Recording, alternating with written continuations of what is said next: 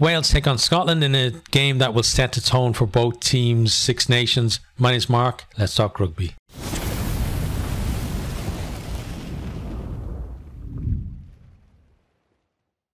Wales v Scotland. This was on Saturday the 3rd of February 2024. Kickoff is 4:45 GMT. It's at the Principality Stadium in Cardiff. Last year was Scotland 35, Wales 7. Wales obviously looking for a tighter scoreline this year, but we'll see if they can actually get what they want or not out of it. Okay, so we're going to have a look at the two teams. First of all, just a quick rundown through. Then we'll go back through again and have a bit more focus. So we've got Cameron Winnett there at fullback. So starting obviously with the Welsh team, sorry. We've got Josh Adams on the right wing, Owen Watkin and Nick Tompkins there in the centres, Rio Dyer in the left wing. The halfbacks, Sam Costello and Gareth Davis. We've got then Corey Domachowski, Ryan Elias and Leon Brown as the front row. Second row is David Jenkins and Adam Beard. Back row, James Botham, Tommy Reffel and Aaron Wainwright.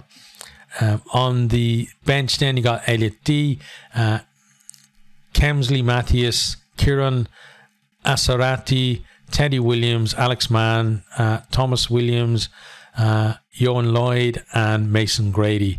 Okay, so you know, a decent team there. We'll again talk about them a bit more in a little while. On to the Scotland team then. So again, you know, international, any team actually, not just international teams, pick almost feels like random the order that teams put out their you know, the order that they list their players, but Scotland are going 1 to 5 instead of the way Wales did it. So we start with the pack. Front row is Pierre Schumann, George Turner, Xander Ferguson. You know, pretty standard front row for them. Richie Gray and Scott Cummings in the second row there. Luke Cosby, Jamie Ritchie and Matt Ferguson there in the back row. So no Rory Darge, who was co-captain with Finn Russell this year.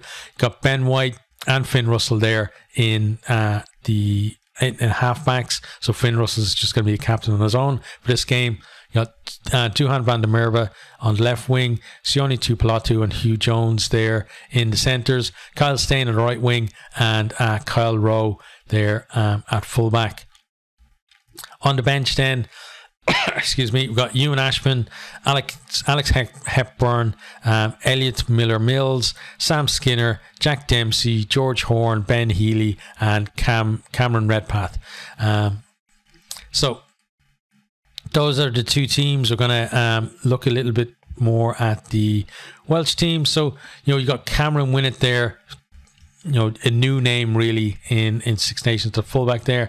You know, he's definitely going to be tested. Scotland are one of the teams that love to kick the leather off the ball. You know, themselves and France kick the most in this tournament, and he's going to see a lot of those kicks come his way. It doesn't matter whether, you know, for club or region or whatever, you're decent under high ball. In Six Nations debut, there's always that possibility that you're going to drop the first, you know, one of the first couple of balls that comes your way. If that happens, then you really got very little time then to recover and not have a nightmare, you know, back there. So he is going to get tested. We'll see whether, you know, he can actually come through that test, and if he does, then he's just going to grow as a player out of this as well. And even if he doesn't and he has, you know, a bad game or whatever, it's still a big learning experience for him. You got Josh Adams there on the right wing. Obviously this year now, no Louis Rees-Sama. He's gone off to the NFL for the whatever player pathway or whatever it's called there to try and win a contract there. So best of luck to him. So Josh Adams, you know, it kind of no real, I wouldn't say like zero competition, but no real competition really knocking on the door to pull him out of that right wing slot. So probably going to see him there, barring injury, for a lot of the tournament. The centres then, you got Owen Watkin and Nick Tompkins in there. I still feel like they still need to find, a settled centre pairing. They're one of a, kind of similar to Italy, where a lot of players are in there, combinations being tested out, but they haven't really settled on, this is our centre pairing, whether they have a good game or a bad game, we're not going to chop and change. So let's see if they can get there by the end of this tournament. But this is centre pairing starting in the first game. May not be the centre pairing. Neither of them may not, possibly not going to feature in that final game. So we'll see. Rio Dyer there on the left wing. He benefited from the Dragons' uptick in form, I felt, last year, round about like kind of or last season, sorry. So kind of about like the November internationals before the Rugby World Cup, and then into the Six Nations as well. Dyer really benefited from that. Gave him a chance to get into the Welsh squad, and he's been hard to dislodge. Like, he's a really good player there. Want to see more of him though, coming off his wing and getting involved, because I think he could do a little bit more of that. Halfback pairings got Sam Costello and Gareth Davis there. Gareth Davis has been in really good form this season. He's always got that threat as well, like to snipe and to score tries. Sam Costello is a guy who's been kind of, I think the 10 for Wales at the moment is you can be number one, 1 week, and then you're like not even in the matchday squad a game or two later as well. Like, so that 10 jersey is up for grabs. He's got the first chance to really put his stamp on that. The front row then, you got Domachowski, decent player there. You got Ryan Elias as well and Neon Brown. So it's a decent front row. They're not going to bully most teams around, but they can still kind of hold their own at times. Excuse me. And, as a unit, they're going to get better as time goes by anyway. No, I don't think really any of them are, like, maybe Elias is the closest to being kind of the finished article in terms of test time as well. So we'll see how they go, and against a Scottish, fairly settled, experienced Scottish front row. They've got a chance to kind of prove themselves there as well as a unit. Then you got Daffy Jenkins, the captain, with Adam Beard in the second row. You'd expect if both are fit, that's probably going to be the second row pairing for much of the tournament. Back row is going to be different. I think this is going to chop and change all through, because like a lot of nations, Wales have a lot of talent in the back row, and it's about sorting out the combination that's going to work well together. And kind of similar to England, they've been churning through players, and players been coming into squads, getting starts, then being completely, like, not just out of matchday squads, but completely out of squads, sent back to their region or their club. And it feels like, Gatland has to back a few of these players and say, listen, maybe even you can just settle on 2 out of 3 in the first kind of 2 or 3 games, and then wherever he's left with his problem position, then find a player to slot in there. I think that would be a good thing, just to have that settled there and not just churn through tons of players again. So what, both him, Reffel and Wainwright, they're all really good players. It's whether they can gel as a unit in there and really perform in the red of Wales. Onto their bench then, you got Elliot D, he's going to be pushing, I think, for a start as well through the tournament. You got Kemsley, Mateus and Kieran Asarati, both looking to basically find their feet, I would say, at this level in terms of Six Nations, etc. So coming off the bench, it's going to be important for them just to have, maybe have like just a solid scrum to start out, or just smack somebody in a tackle. Don't get a yellow card or a red card by being too enthusiastic with stuff like that. But both of them can give some good contribution, I think, in the loose as well. You got Teddy Williams there and Alex Mann as well to come on. Both of those looking to make an impact, I would say. So there's a lot of people, on that bench with stuff to prove. You got Tomas Williams there as well, who's been kind of one of those players who has been, considered, maybe the starter and then third or fourth choice, and kind of yo-yoing about with that as well, the way all of the nines really are for Wales recently. So he's going to want to come on and do well. You got Johan Lloyd, who I thought saw a lot of him kind of early on in the season, playing in the URC, and really liked him. He's a decent young player, and you can see that he has a little bit of something about him. And if he can get on and just have, give him maybe 15 minutes at the end just to settle in again at this level, that would be really good. Mason Grady there, he's one of those who's been tried in the centres, and you could see him again there, maybe starting somewhere in the centres, maybe in the tournament as well. So we'll see how that goes for them. But that is your Wales team. Then let's have a closer look at the Scotland team. So starting with the front row, Pierce Schumann. George Turner, I thought, was one of Scotland's best players in last year's Six Nations. He really was kind of a bit of a discovery there at this level. Xander Fagerson there as well. So it's a really good front row there.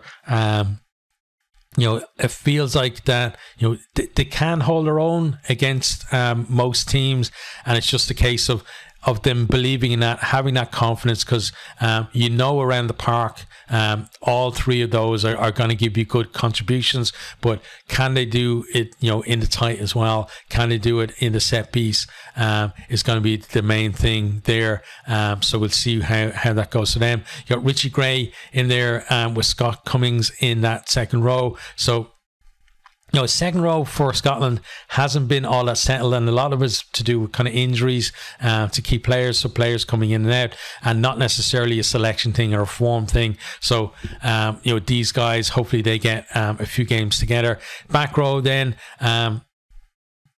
we've seen lots of players kind of in the last few years for Scotland coming into that back row, being absolutely sensational, and then losing their place and then having to fight their way back in there. And the competition is great, but again, it feels like you do have to have settled combinations, and a settled back row would be great. I'm not sure with Rory Darge as the co-captain here for this tournament whether this is going to be the final back row, because then it'd be weird to have somebody as a co-captain who's not actually in your best back row. Jamie Ritchie there, the former captain as well, and obviously himself and Darge potentially actually fighting out for the same position, but they've got plenty of talent at 7 and plenty of talent in the back row that are going to push for places if these guys aren't performing.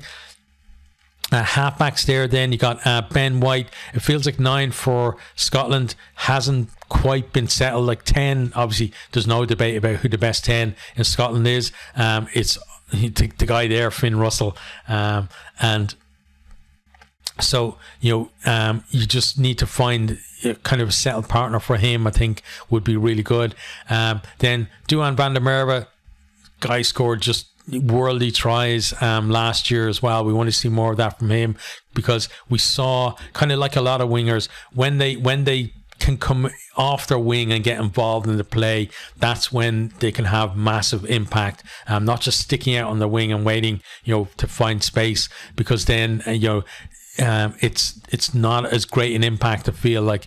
And sometimes if you're like that, if you're just staying out in your wing, you don't get that many touches of the ball, and when the ball finally does come, it's cold hands and you're knocking on. Whereas if you're looking for work, even if it's not paying off, you're still getting involved, you're still like getting touches of the ball, and that's important. The centre pairing then, you got Sione Tuipulotu and Hugh Jones. Last year, absolutely sensational pairing. In the Rugby World Cup, not so much. It felt like in the Rugby World Cup they were playing as individuals, whereas in the Six Nations last year they really did click as a unit, but we didn't really see that so much in the Rugby World Cup, and I think that's why we saw Harris coming back into the reckoning there in the centre as well. Whatever happened in the World Cup, it just wasn't happening for these two guys the way they did in last year's Six Nations. Hopefully that's sorted out, and we're going to see these two, because when they play well together, they're just a dream to watch. So I want to see more of that. You got Kyle Steyn there on the right wing. So, you know, no Darcy Graham there. So Steyn has a chance, but you feel like, you know, Steyn is one of those guys who he comes in, he does a decent job, he gets a few tries, but then if Darcy Graham comes back along, Darcy Graham comes back in and Steyn is out until, you know, Graham or Van der Merwe get injured again. But Steyn, he's always going to do a decent job for you. He's really good finisher, and you know, he's got that power as well to be able to make yards for you. You got Kyle Rowe there at full back, so no Blair Kinghorn.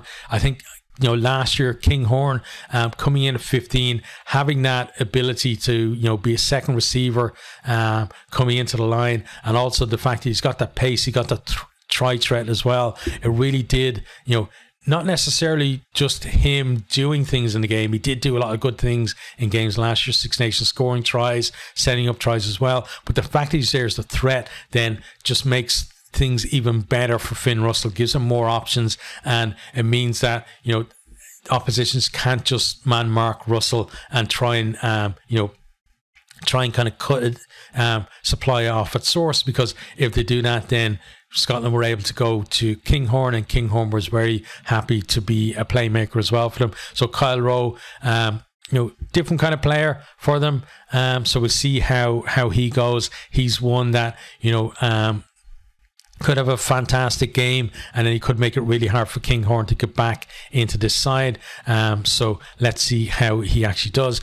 On the bench then, you got Ewan Ashman, Alec Hepburn and Elliot Miller-Mills on, you know, as replacements. I think looking at the replacements for both front rows, they're kind of at a similar level, I would say, in terms of just their, you know, just their overall experience in this tournament. And both of those will really just want to get out there, and, you know, one is going to get on top of the other, and then those players are just going to feel like, you know, that they're, you know, the confidence is going to come with them, and they're going to kick on from there. And then the others maybe going to go the other way and have to be built back up. Then you got Sam Skinner, you know, decent guy to have in there to bring on in the second row. Jack Dempsey, another one of those talented players that could be there, you know, in that back row mix for a starting spot. George Horn, again, as I said, 9 is not nailed on as who is going to be the starting 9, I feel, for Scotland. He's one of those that's going to put his hand up. Ben Healy gives them just another option, you know, to come on. Probably, you know, I can't really see them hooking Finn Russell and putting him on. He's probably going to come on maybe, you know, at fullback or something like that, and just give them that, you know, extra abilities. He's a really good kicker, really good game management as well. And, you know, Scotland love to kick the ball for position. They love to kick it to contest as well. He's going to bring that to them. He's a really good place kicker too. So if Russell is having a bit of struggle from the tee, maybe him being on there is going to take pressure off him and allow Russell to do what he does as well. Then you've got Cam Redpath there, who can cover, you know, he can cover a lot of positions there. So it's really good flexibility for them off the bench for him there as well. But, you know, two really decent sides here. Both, you know, I would say that Wales overperformed the Rugby World Cup and Scotland underperformed. Now, in saying that, going into the terms, I felt that where the teams, what happened to the teams like Wales getting to a quarter final and Scotland going out in the pool, I felt that was going to happen.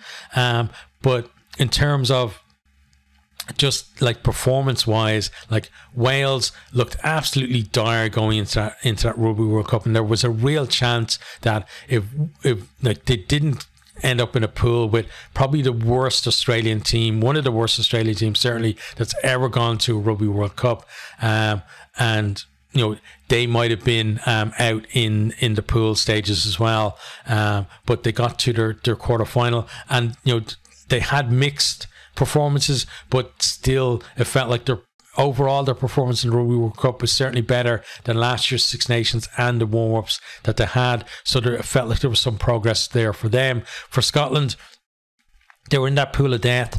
Nobody really gave them a chance of getting into knockout stages, into that quarter final. So not a big surprise that they finished third in the pool. But the surprise was that they didn't make South Africa and Ireland